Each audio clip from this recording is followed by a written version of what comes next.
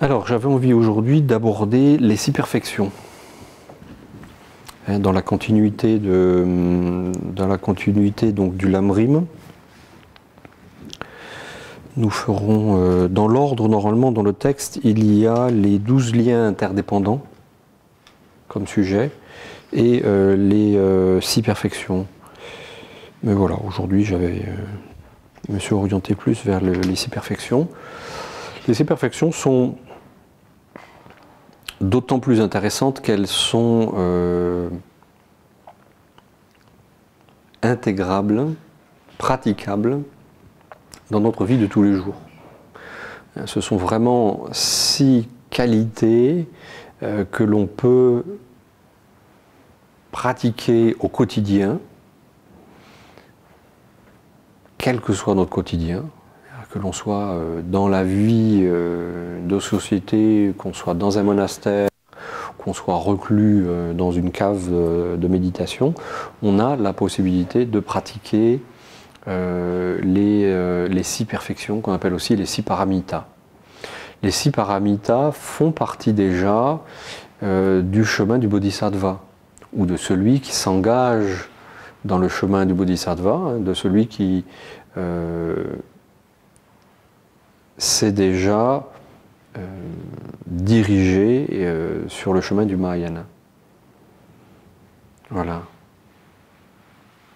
Donc ces 6 perfections commencent par la générosité. La générosité, pas nécessairement que le fait de donner quelque chose de matériel, puisqu'il y a de nombreuses choses que l'on peut donner. On peut donner l'enseignement, hein. Donner un enseignement, donner le dharma est un don, c'est le don ultime quelque part, hein, parce que vous donnez un peu d'argent, vous donnez à manger à quelqu'un, ce n'est pas ce qui va permettre à la personne de se libérer du samsara. Qu'est-ce qui permet vraiment à quelqu'un de se libérer de la souffrance du samsara? C'est l'enseignement. D'accord? C'est l'enseignement, c'est la pratique qui va permettre à la conscience de s'affranchir petit à petit de la causalité, de la création des négativités et ultimement de la souffrance. D'accord? Donc ça c'est le don du dharma, c'est vraiment le don ultime. Bon, le don matériel est aussi important. On a régulièrement la possibilité d'aider quelqu'un dans la rue qui en a besoin. Pas forcément que les êtres humains non plus, hein. On a un morceau de pain, on a un morceau de sandwich, on voit un animal qui a faim, un chien dans la rue qui a faim. Le don se pratique aussi à tous les êtres qui en ont besoin, bien entendu. Au-delà du don, au-delà du geste, ce qui reste le plus important, c'est la manière avec laquelle on le fait. C'est la motivation avec laquelle on donne.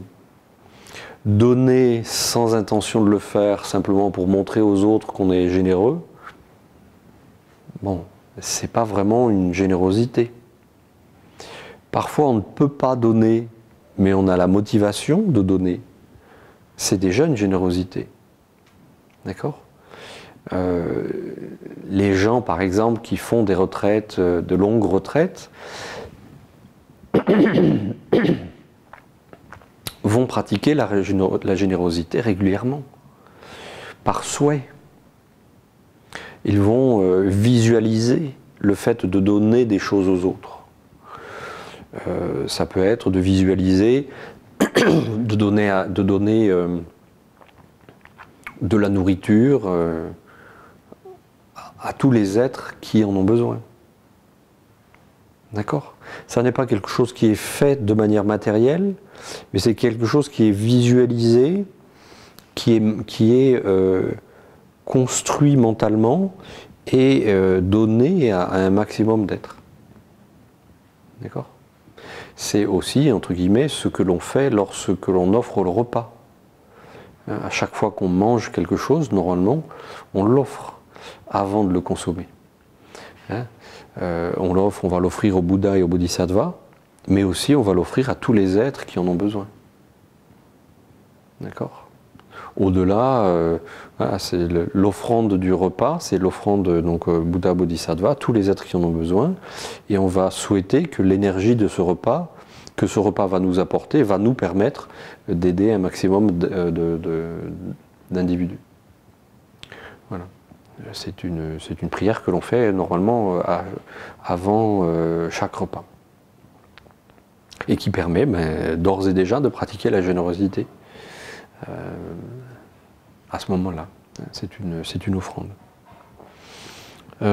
Dans l'ensemble des dons, il y a le don de la protection.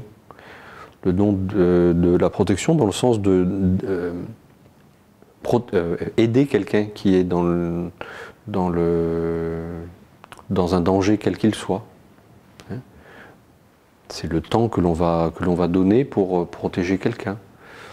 Il y a le don du refuge associé au don de la protection. Pourquoi? Parce que le refuge, c'est aussi la protection par excellence.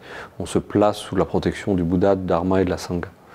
Donc ça, offrir le refuge est quelque chose de très important et de très puissant aussi. Offrir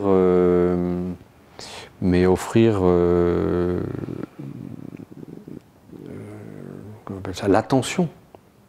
Offrir de l'attention à quelqu'un, offrir de l'affection à quelqu'un.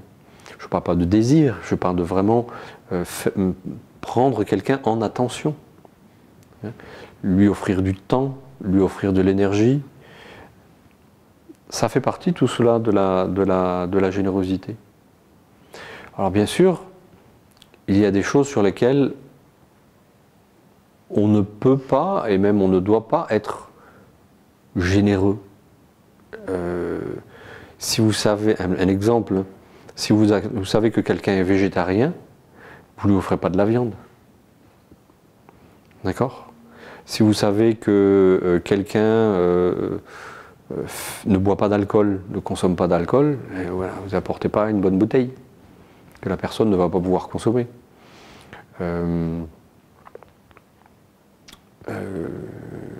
Lorsqu'on se trouve à proximité des monastères ou avec des personnes ordonnées, normalement, on n'offre pas de nourriture l'après-midi.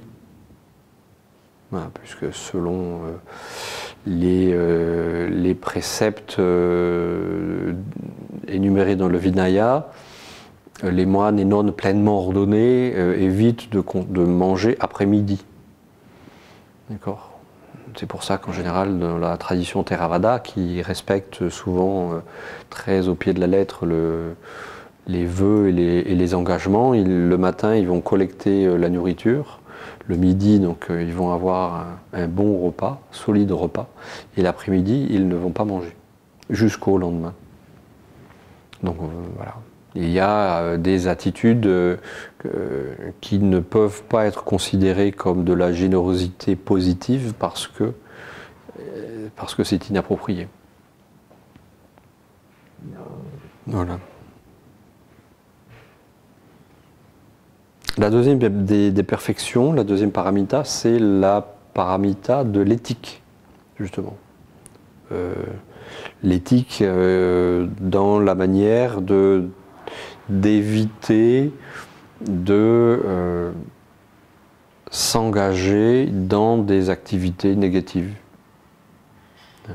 Dans un premier temps, si on ne peut pas s'engager dans des actions directement pour aider les autres ou directement bénéfiques aux autres, la première chose que l'on fait, c'est ne pas nuire. Ne pas commettre de négativité. Alors en général, dans la perfection de l'éthique, on revoit un petit peu les actions non vertueuses.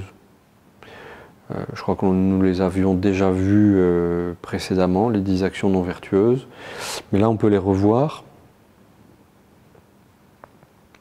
Dans les actions négatives du corps, dans lesquelles on ne va donc plus s'engager, il y a le fait de tuer. Voilà, c'est la première des grosses bêtises, c'est de tuer. Alors, a fortiori de tuer un être humain, mais aussi, et dans toute la mesure du possible, éviter de tuer les animaux. Et ça n'est pas dépendant de la taille de l'animal, hein, puisque la conscience n'a pas de taille. Alors, on va essayer de ne pas tuer de la puce à l'éléphant. Les éléphants ne courent pas les rues, les puces un peu plus, éventuellement. Les moustiques surtout, en été. Hein, donc, trouver les différents moyens pour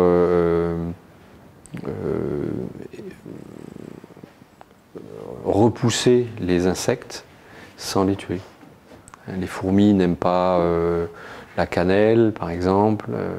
Les moustiques n'aiment pas la citronnelle. Enfin, il y a plein de moyens qui existent si on se donne la peine de les étudier, de les utiliser. Les moustiquaires et autres. Voilà. Donc on va éviter au grand maximum de tuer. Lorsque l'on décide d'arrêter de tuer, on décide aussi d'arrêter de demander aux autres de tuer pour nous. Voilà. Voilà, donc ça a aussi d'autres conséquences, notamment alimentaires, n'est-ce pas? Éviter de voler. Voilà, voler, définition la plus simple de voler, c'est prendre quelque chose à quelqu'un sans son autorisation, sans son agrément, son accord. Hein? On va essayer donc de ne pas commettre de vol. Voilà, dans les activités négatives du corps, ce sont les activités sexuelles erronées, hein, que ce soit de l'adultère, du viol, de la pédophilie et autres. Voilà, toutes les activités intimes qui vont générer la souffrance ou la confusion sont à éviter, sont à éliminer complètement. Les considérations négatives en relation avec la parole, on en a parlé juste à l'instant, c'est le mensonge. Le mensonge, a priori, c'est tout simplement de dire quelque chose qui est faux et d'en avoir conscience, n'est-ce pas? Il nous arrive de dire des choses en toute bonne foi et de découvrir plus tard que ça n'était pas vrai. C'est pas du mensonge, on ne le savait pas. Mais à partir du moment où on le sait et que l'on dit quelque chose de faux qui va être compris par quelqu'un, alors c'est un mensonge. Si vous mentez à votre chat, ça casse pas un vœu, puisqu'a priori, il ne comprend pas le mensonge, enfin il ne comprend pas les mots. D'accord? Mais dire quelque chose ou laisser sous-entendre quelque chose à quelqu'un qui va le comprendre, c'est un mensonge. C'est toujours intéressant aussi de mettre l'intégrité du mensonge en perspective avec nos traditions et nos coutumes. J'ai pour habitude de rappeler les histoires de Noël ou les histoires de Pâques. Qu'est-ce qu'on raconte à nos enfants dont ils se rendront compte tôt ou tard que c'était un mensonge. Et je reste persuadé que de mentir, même en se disant que c'est rigolo et que ça peut aider la créativité ou autre, laisse une empreinte négative. Parce que c'est un petit peu comme un passeport pour le mensonge. L'adulte a menti, il m'a montré qu'il avait le droit de mentir, et c'est rigolo, donc pourquoi je ne ferais pas pareil? Et de ce fait, après, c'est difficile parfois pour les enfants de connaître la limite entre qu'est-ce qu'est une plaisanterie et qu'est-ce qu'est un mensonge. Ah non, mais c'était pour rire. Combien de fois on a entendu ça? Au moment où on arrive à les coincer sur quelque chose, et d'entendre mais non, non, non, c'était pour rire, c'était une plaisanterie. Ouais, la limite entre les deux, elle est très ténue. Voilà, aussi pour les adultes d'ailleurs. Donc, à faire attention. Les mots durs,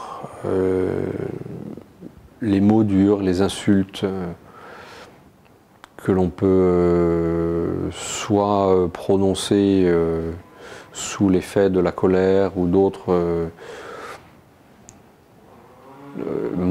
facteurs mentaux perturbateurs, ou que l'on peut prononcer à dessein avec le souhait de faire mal à quelqu'un, de heurter quelqu'un.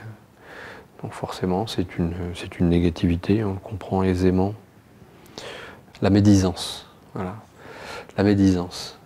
La médisance n'est pas forcément une insulte, mais c'est soit créer une histoire qui n'est pas vraie dans le but de nuire, soit colporter une histoire qu'on a entendue aussi dans le but de nuire à quelqu'un. Voilà. On peut se poser donc toujours et immédiatement la question pourquoi. Tiens, j'ai entendu ça, je suis sur le point de le répéter à quelqu'un. Pourquoi? Qu'est-ce que ça aide? Qu'est-ce que ça va au contraire favoriser en termes de négativité? Donc il vaut mieux souvent ne rien dire que de colporter un bruit, même si c'est avéré d'ailleurs. Il y a des fois des histoires qui sont vraies, on le sait, voilà, on a eu les preuves, on a eu la confirmation que, mais le colporter à dessein, en se disant bien, en sachant bien que ça va nuire à la personne, voilà, c'est de la médisance et c'est de la création de négativité. Et puis, l'éthique aussi nous amène à restreindre les actions négatives de l'esprit, comme produire des pensées négatives vis-à-vis de quelqu'un, quel qu'il soit. Voilà, on est un peu en colère ou en vis-à-vis avec quelqu'un et on crée dans sa tête comment on va pouvoir nuire à la personne, même si on ne le fait pas, même si on ne le dit pas, mais simplement de cultiver des pensées négatives pour quelqu'un, on évite, parce que c'est de toute manière création d'une négativité, n'est-ce pas? Le karma est créé par les trois portes du corps, de la parole et de l'esprit. C'est pas simplement parce que j'agis que je crée du karma.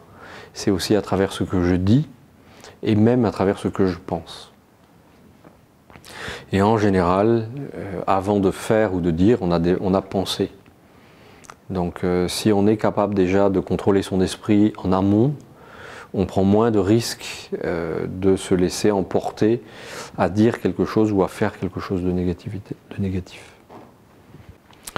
Maintenir des vues erronées. Alors dans les vues erronées, il y en a un certain nombre, comme par exemple le karma, où qu'on a compris, que l'on trouve logique, mais que pour raison X ou Y, on va décider un jour de rejeter. De se dire, non, en fait, ça ne me plaît pas du tout cette histoire. Bon, en général, parce que ça nous ramène par rapport à une certaine responsabilité et ça nous demande une certaine attention. Donc on va rejeter, on va mettre ça de côté en se disant non, ça n'existe pas. On va commencer à le critiquer, donc à renier la causalité, renier le karma, renier les bénéfices de la compassion, en disant que ça ne sert à rien après tout d'aider les autres, de faire du bien aux autres, ça nous retombe toujours sur la tête. Et ainsi de suite. Donc essayer de de développer des vues contraires à ce que pourtant on avait compris comme étant positif. Comprendre l'impermanence, comprendre la vacuité des phénomènes et à un moment ou à un autre renier même ce genre de concept. D'accord ? Ça, c'est ce qu'on appelle les vues erronées. Donc cultiver des vues erronées et la création de négativité. Voilà, donc à l'inverse de cette attitude visant à éviter de créer des causes négatives, on a aussi toute l'attitude visant à créer des choses positives. N'est-ce pas ? Déjà, au moment où on évite quelque chose de négatif, on se pose la question, on va peut-être méditer aussi dessus, et ça devient une vertu. C'est-à-dire, si j'évite de mentir, ben je deviens quelqu'un de sincère, d'accord, quelqu'un de vrai. Donc on va non seulement avoir en tête, j'évite de créer la négativité, mais aussi je promeus les qualités positives, hein, quelles qu'elles soient. J'ai évité de faire le mal, éviter de tuer et autres, ben, je développe le fait d'aider, le fait de sauver, le fait de m'engager pour le bien des autres, Croix-Rouge, humanitaire, accompagnement en fin de vie, et voilà, tout ce que l'on peut faire. Il y a énormément de choses que l'on peut faire. On n'a pas besoin d'être médecin, infirmier, chirurgien ou autre, simplement pour aider. Il y a des fois des gens qui me disent « Qu'est-ce que je peux faire moi pour aider les gens ? Je suis mécanicien, je répare des voitures. » Mais énormément de choses. Déjà parce que l'attitude mentale est très importante. Et lorsque l'on fait un travail, même sur une mécanique, hein, pourquoi on le fait, comment on le fait, avec quelle attitude on le fait, quel souhait on met derrière le travail, que ce soit bien fait, que la personne n'ait pas d'accident, que ce soit bien sécuritaire pour la personne. Déjà, pendant tout le temps du travail lui-même, l'attitude peut être très positive. Et puis, je veux dire, on n'est pas, même un mécanicien, il ne va pas passer 24 heures le nez sur un moteur. Donc, on va faire des courses, on a une famille, on a des amis, on a des hobbies, il y a des week-ends, on rencontre du monde, on peut faire plein de choses. D'accord ? Donc, il n'y a pas, voilà, c'est pas simplement parce qu'on a des métiers particuliers que seulement on peut aider. On peut toujours aider, on peut toujours s'engager pour le bien des autres. Quelles que soient nos vies, quelles que soient les circonstances dans lesquelles on est. On peut toujours travailler pour le bénéfice des autres. Et puis il ne faut pas oublier que le travail spirituel que l'on fait est un travail pour le bénéfice des autres. À partir du moment où on est rentré dans le Mahayana, pourquoi on pratique ? Pourquoi on récite des mantras, autant de mantras ? Pourquoi on fait autant de prières ? Pourquoi on fait des méditations ? Bien sûr parce que ça nous aide, bien sûr parce que ça nous aide à progresser, mais pourquoi on recherche cette progression ? D'accord ? Pour aider un maximum d'êtres. Entendu, on se rappelle bien donc des 3 types de motivation. Là, on parle de la 3e motivation, qui est la motivation supérieure, la motivation du Mahayana. Les motivations précédentes, c'est plus... la première motivation, c'est de manière à ce que cette vie-là et la vie suivante soient agréables.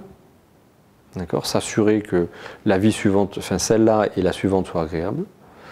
La seconde motivation, c'est se rendre compte que simplement d'avoir une vie agréable, c'est pas suffisant, parce qu'à chaque fois, c'est une remise en cause. À chaque mort, on va dire, c'est la remise en cause de comment va être la vie suivante.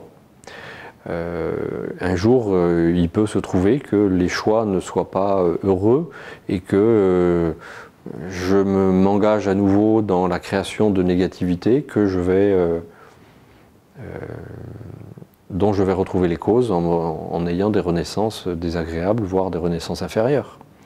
Donc la seconde motivation, c'est je veux mettre un terme à la souffrance pour de bon, donc je veux atteindre la libération dans cette vie-là, de manière à ne plus avoir à subir de renaissance conditionnée. Et la troisième motivation, la motivation qui nous intéresse, c'est la motivation du Mahayana, c'est je m'engage dans le travail spirituel. Pourquoi? Pour aider les autres. D'accord? Tout ce que l'on fait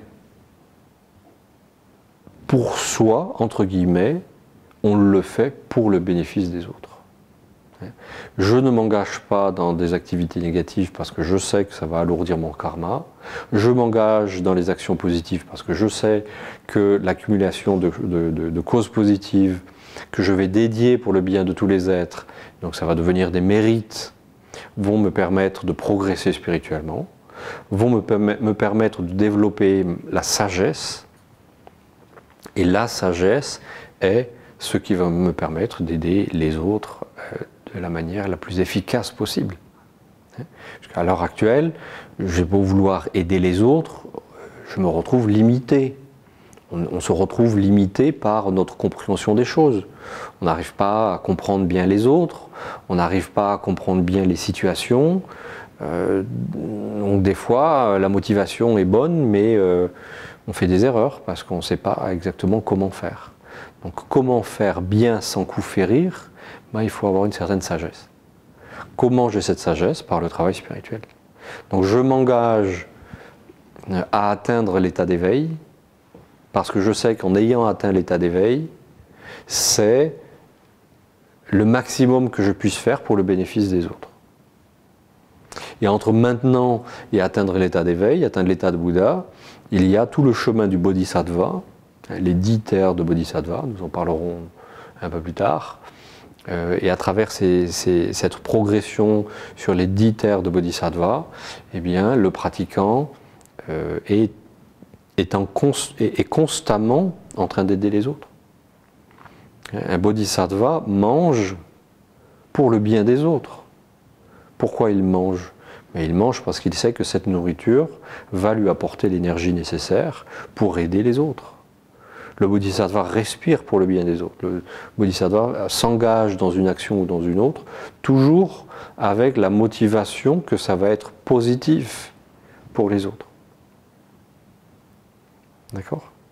Donc même à notre petit niveau, Bodhisattva aspirant, c'est l'attitude que l'on doit avoir. C'est l'attitude sur laquelle on doit réfléchir en permanence. Pourquoi je fais telle chose? Pourquoi je m'engage dans telle activité? Parce que ça doit être bénéfique pour les autres d'une manière ou d'une autre. Si ça ne l'est pas, je ne m'engage pas. Et c'est souvent le bon moyen de savoir si ce qu'on fait, ce vers quoi on va, est positif ou pas. Il y a plein de gens des fois qui viennent me voir, ils me disent ouais, je ne sais pas trop ce que je dois faire dans ma vie, est-ce que ça serait bien, est-ce que ça serait bien? Et ce n'est pas à moi de répondre. C'est à chaque personne de se poser la question, pourquoi je m'engagerai dans telle direction, ou pourquoi je m'engagerai dans telle autre. Le but doit être de le faire pour le bien des autres. Voilà. Pourquoi tu as envie de faire ceci, pourquoi tu as envie de faire cela? Voilà. Analyse bien la situation, analyse bien la motivation qui est derrière. C'est pour le bien des autres? Parfait. Allons-y. C'est de manière très égoïste, très égocentrique, éventuellement ça va embêter les autres, éventuellement ça m'amuse d'embêter les autres, ben voilà, j'évite. Je ne m'engage pas parce que je sais que ça va avoir des conséquences négatives. La motivation, et nous rentrerons encore plus en détail la fois suivante sur cette motivation qu'on appelle bodhicitta, ou la motivation de l'esprit d'éveil, et comment générer, comment cultiver cet esprit d'éveil, est fondamentale. Fondamentale. Parce qu'à partir d'une bonne compréhension de bodhicitta, je ne vais plus m'engager dans des actions négatives. Ça n'a plus de sens.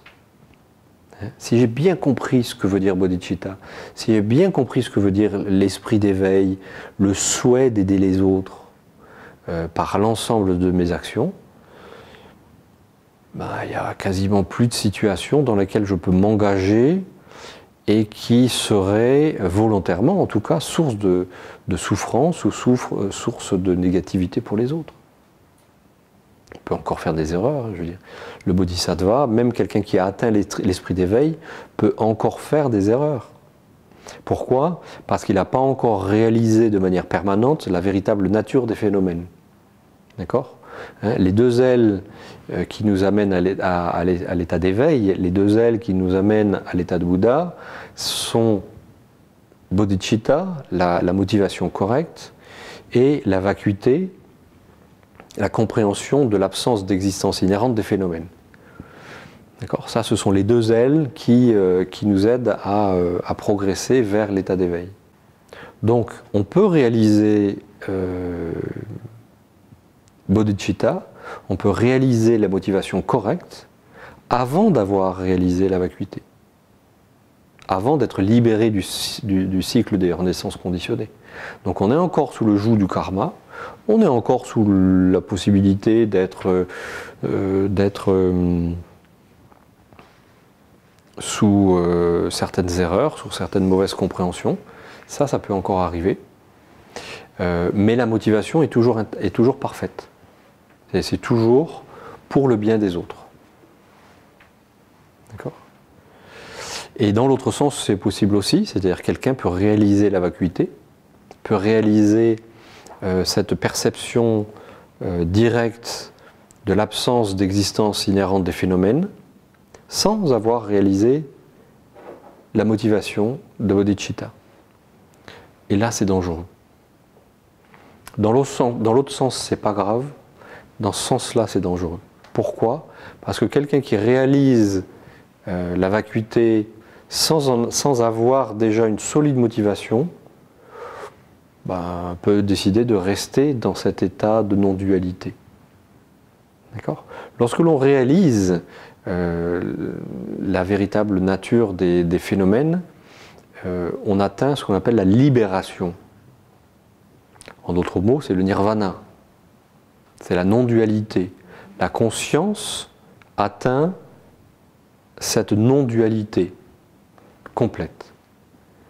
Mais au moment où la conscience de la personne rentre dans cet état de non-dualité, s'il n'y a pas une motivation pour en sortir, pourquoi en sortir? Je veux dire, il y a une telle sérénité ultime que si la motivation d'en sortir n'est pas déjà bien ancrée, les gens ils restent dedans. Et ils peuvent y rester pendant des éons et des éons. Ceux qui pratiquent le bouddhisme en suivant la voie du Theravada, c'est leur but. Il n'y a pas bodhicitta tel que nous on le décrit dans le Mahayana. Il y a la compassion, mais cette compassion elle est limitée à la vie présente. Au moment où la conscience du pratiquant va atteindre cette non-dualité, elle y reste. Et il n'y a plus la motivation d'en sortir. Enfin, il n'y a pas la motivation d'en sortir. Donc, ce n'est pas un problème de réaliser la compassion, bodhicitta, de réaliser bodhicitta avant la vacuité, mais ça peut devenir un problème si on réalise la vacuité avant d'avoir bien assis la motivation de bodhicitta. D'accord? Voilà, ça c'était la perfection de l'éthique ou de la moralité. La perfection suivante est la perfection de la patience. Fondamentale, la patience. Bon, comme toutes les paramitas, ceci dit, mais nous sommes confrontés sans aucun doute tous les jours à la perfection de la patience.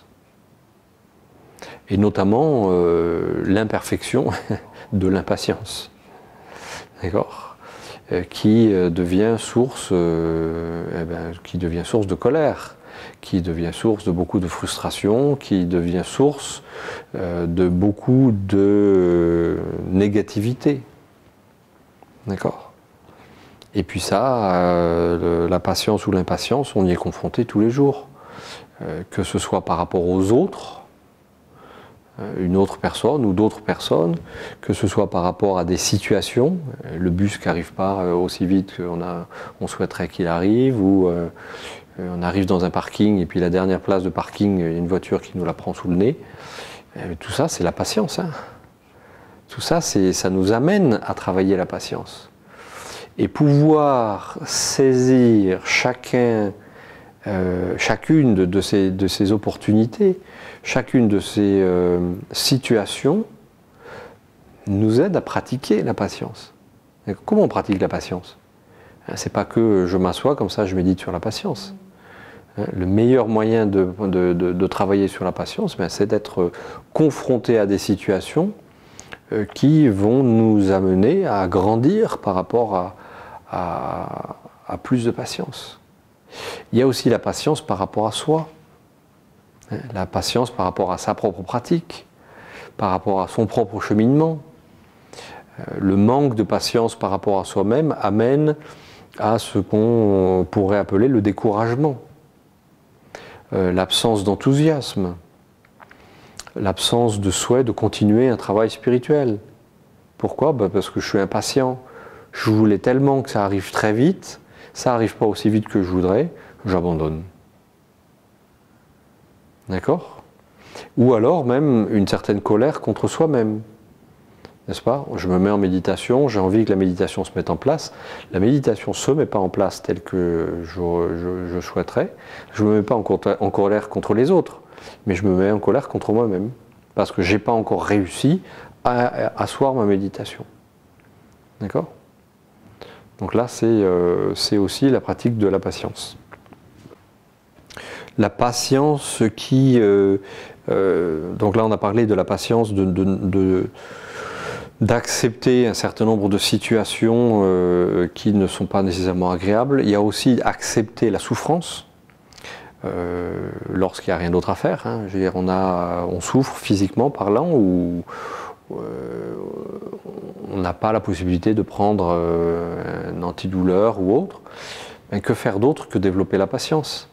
Si on est impatient par rapport à la douleur que l'on ressent, on accroît quelque part ce sentiment de douleur. On accroît notre souffrance.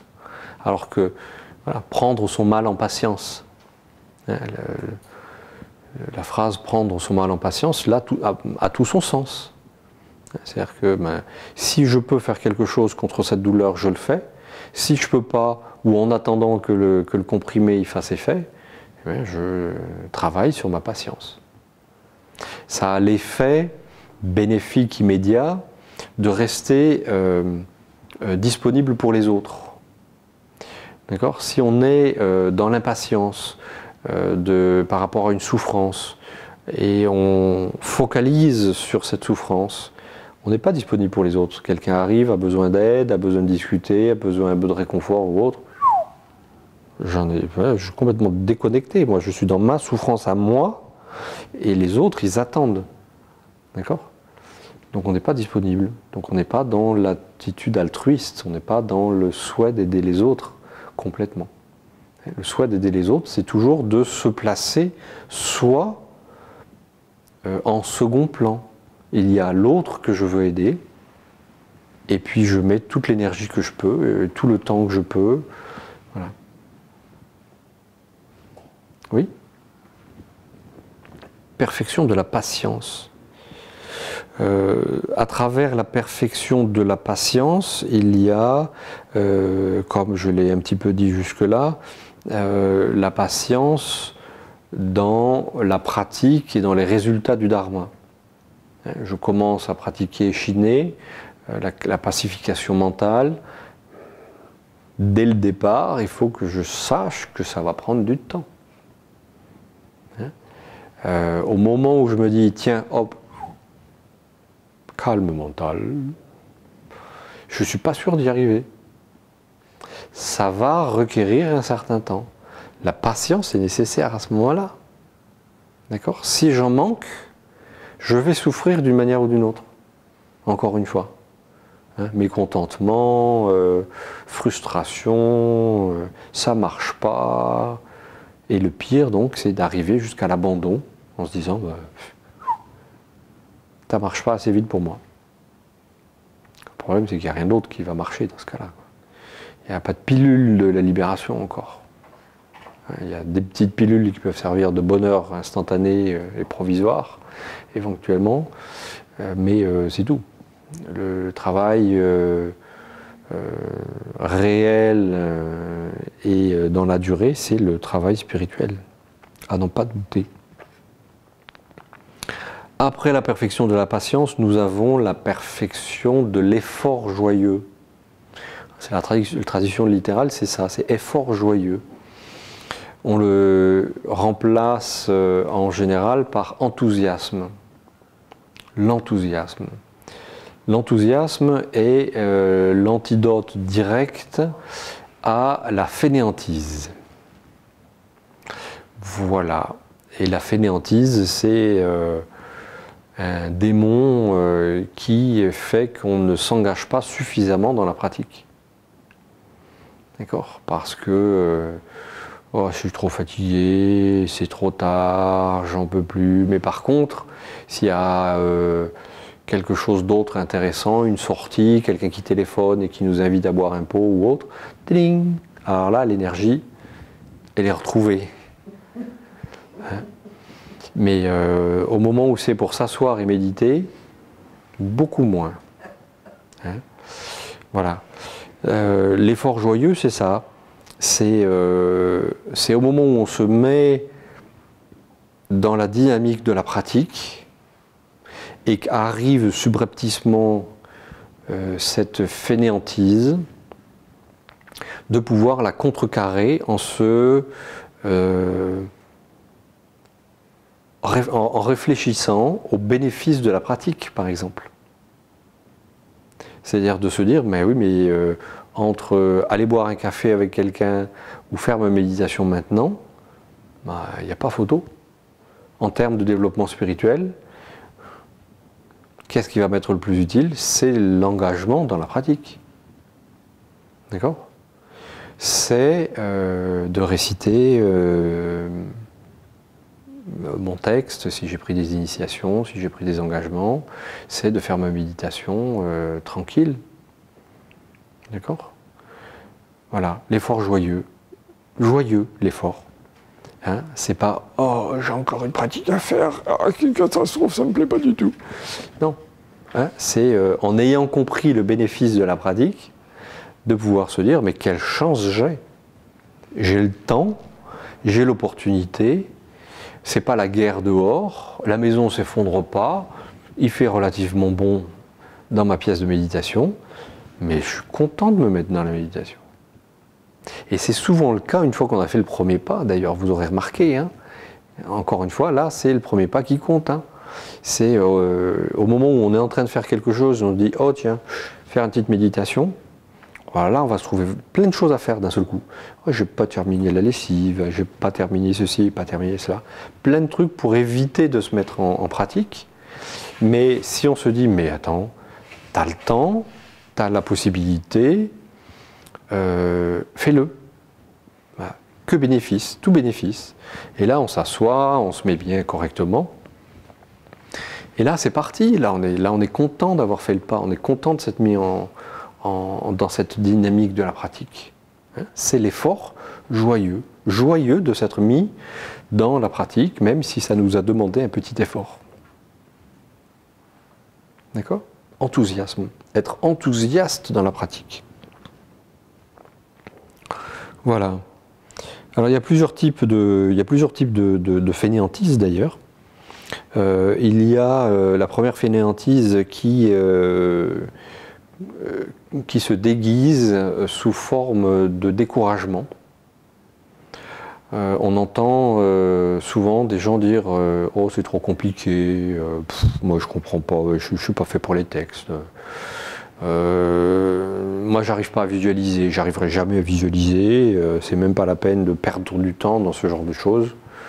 Hein, donc j'abandonne, je mets ça de côté. » Ou alors de se dire oh, j'ai trop de choses à faire, je ferai un travail spirituel quand je serai à la retraite. Ah là j'aurai tout le temps, tout ça, ça sera très bien, super. Hein, ouais. Est-ce qu'on va y arriver à la retraite? Voilà. Et puis, lorsqu'on arrivera à la retraite, ben, on aura toujours le même esprit. Hein. Donc, si on n'est pas enthousiaste maintenant, est-ce qu'on sera plus enthousiaste au moment de la retraite? Pas forcément. Voilà. Donc là, j'ai le temps, j'ai la possibilité, je suis vivant. Et à la retraite, je ne serai peut-être plus. Donc, je fais la pratique que je peux faire. D'accord? Et content de le faire. La deuxième fainéantise, c'est peut-être celle que l'on connaît le plus, ou que l'on reconnaît le plus, c'est... on dit léthargie en français. Voilà, c'est la léthargie. C'est... je commence à faire ma pratique, ou un semblant de pratique, mais j'ai pas mis en place cet enthousiasme suffisant pour avoir l'énergie de m'engager dedans. D'accord? Donc je commence ma pratique un peu mollement déjà, en me disant bon, allez, faire une petite pratique. Et voilà, c'est pas encourageant, donc les énergies là, elles vont se dire, ben, ça y est, il bouge plus, il a fermé les rideaux. Pour peu qu'il fasse un peu sombre dehors, terminé, hein, c'est les énergies, terminé, hop, il n'y a plus personne. Donc la léthargie, on s'endort. C'est manque complet d'enthousiasme, on peut dire. Ouais. Et puis il y a une autre forme de fainéantise qui est la fainéantise qui tourne notre esprit vers toute autre activité, en général pas forcément positive, autre que la pratique. Voilà. Tout ce qu'on peut penser, hein. On se dit tiens, j'ai le temps, je vais faire une petite pratique, tout ça. J'aurais bien chez le boulanger m'acheter un croissant, moi. Hein, hop, terminé, plus de méditation. Je suis parti, direction croissanterie.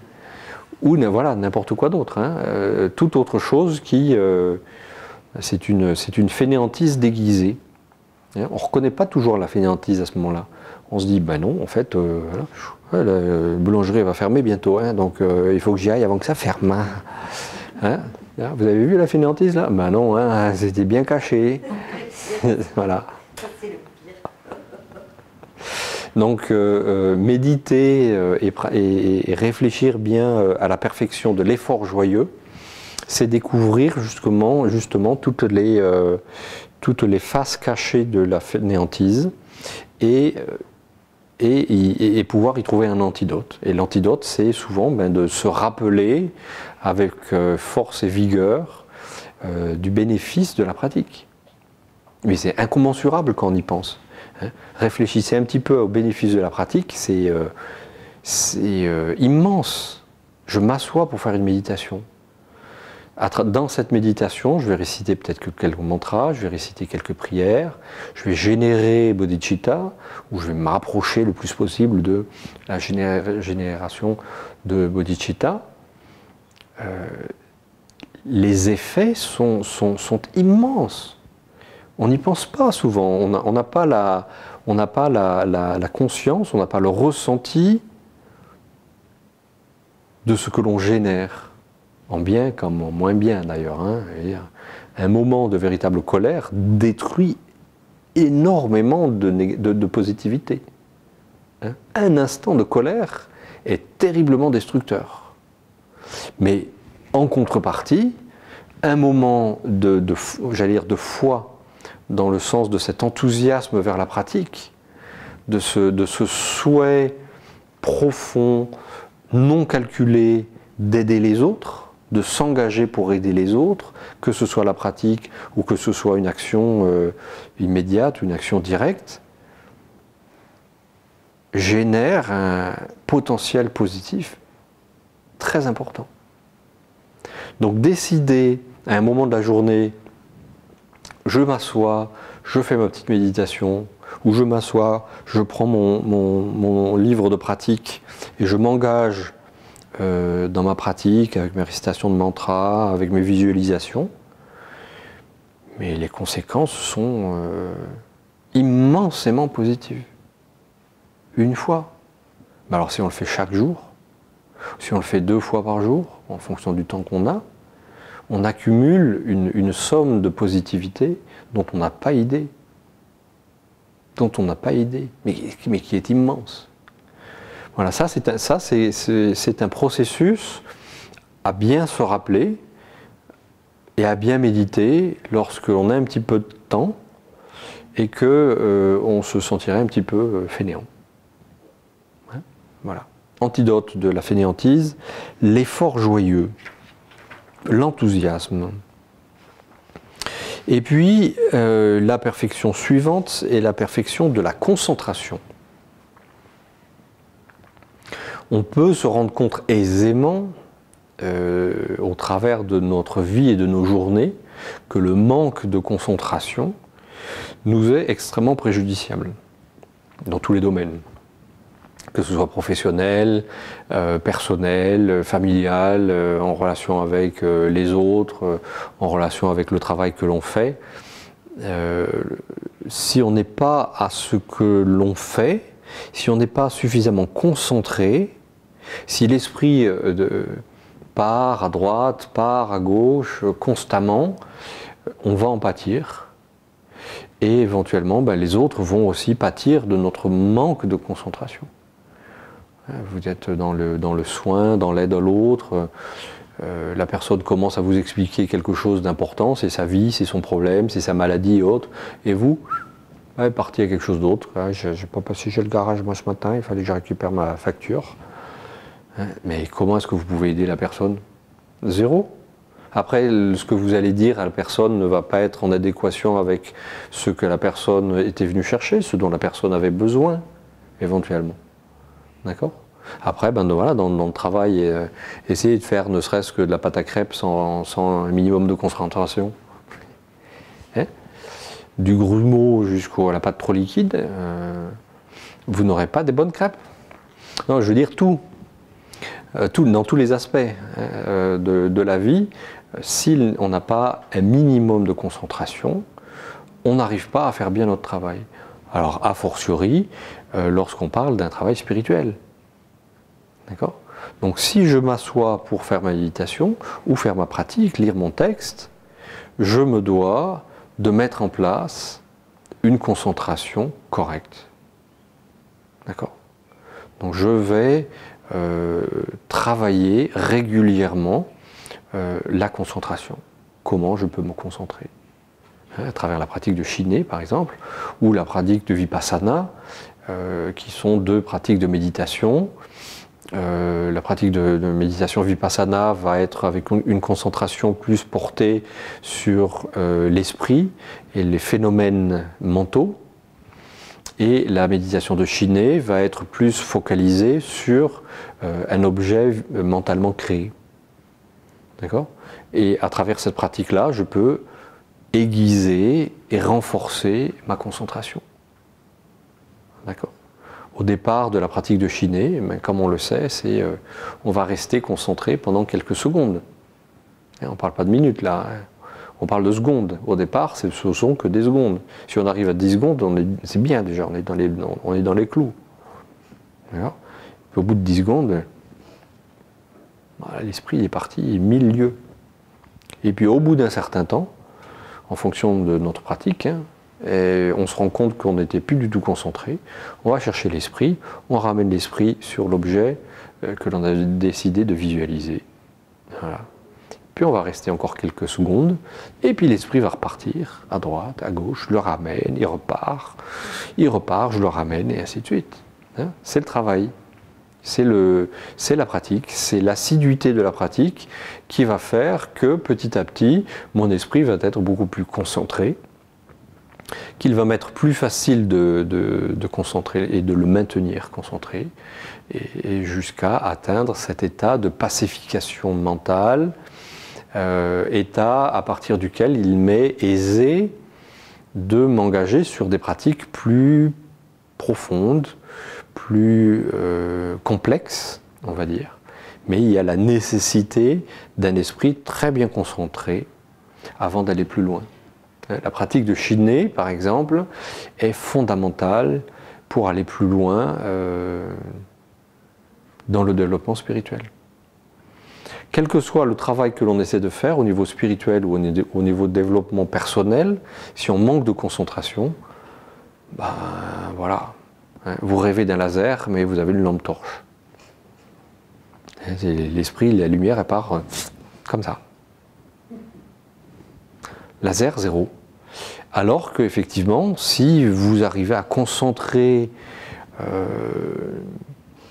cette énergie mentale en un point, donc sur un objet, vous développez une capacité qui par la suite va permettre, comme un laser, de pénétrer n'importe quel sujet, y compris les sujets, on va dire, aussi complexes que la causalité, le karma, ou aussi difficiles que